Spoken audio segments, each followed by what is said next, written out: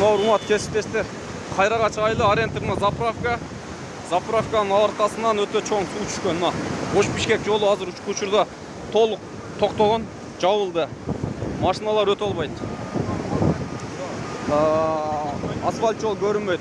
Ал жерде бир ушул жерден заправкадан 200 метрде жерде 3-4 машина токтоп калган, же нары же бери өтө албайт.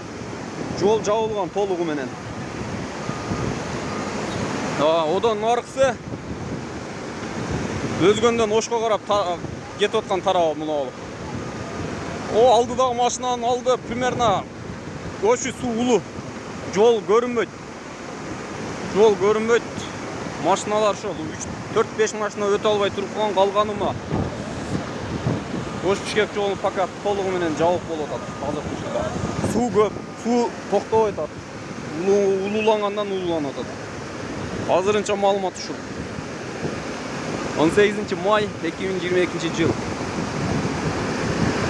Saat 19'dan 19'a ötüyor.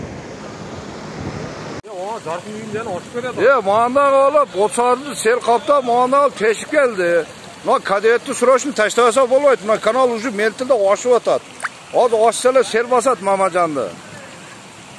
Otsardı var konkretli sel basıp gettim. Otsardı aile hükümetinin, yerimizin, kanalın üstün.